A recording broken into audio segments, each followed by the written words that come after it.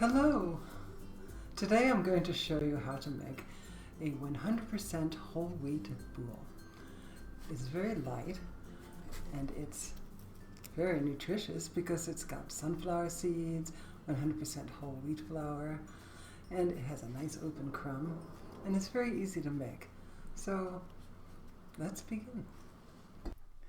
We start with putting water in a bowl, and then we add yeast, salt, a little molasses, but you can leave the molasses out if you prefer, and then some oil. Then stir all of that well until everything is dissolved. Then we'll add our flour. Now, if you don't have a scale, just note the consistency of the dough after I finish stirring it. And you can correct with either more water or more flour to achieve this very soft, very sticky and wet dough. But that's going to make for a nice light loaf. And then we're going to autolyze it. We're going to allow it to rest for 15 or 20 minutes. To knead, if you have a dome, it will be a lot easier.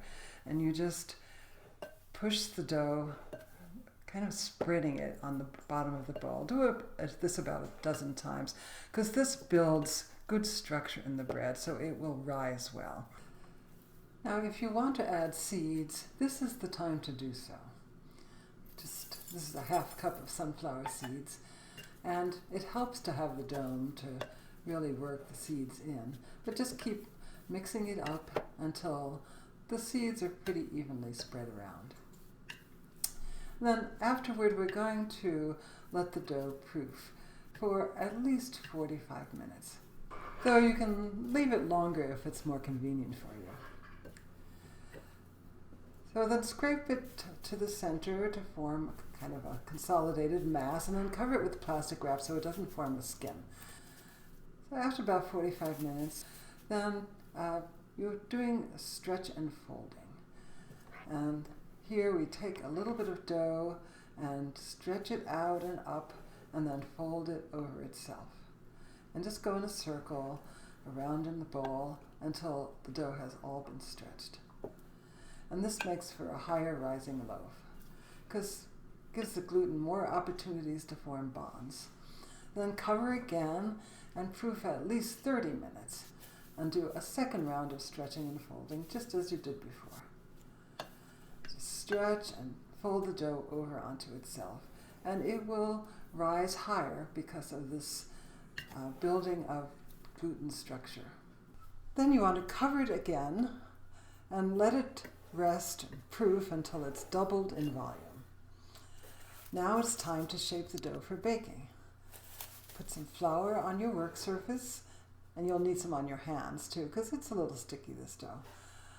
Then scrape the dough out of the bowl onto the work surface, and we're going to be forming it first into a ball. So you put some flour on, work it around, and then kind of flatten it a little bit, but take a section of dough, one after the other, and turn them toward the center until it becomes kind of spherical in shape. Next is time to create a little tension on the top of the dough surface so it will maintain its shape a little bit better. So you pull the surface dough underneath, and that kind of tightens the top of the dough, and it will tend to rise higher if you do this. So place it on the baking pan, put some cornmeal or bran or oatmeal on, or you can use parchment paper, and let it proof until it's doubled in volume. And when you sense it's almost there, preheat your oven to 400 degrees. And this is what it looks like. It's twice the size, and it's a little jiggly too. So put it in the oven and bake it, and it should be golden brown when you take it out. Let it cool for a couple of hours before you cut into it. And here's the great looking loaf of bread. I hope you'll try it, and thank you for watching.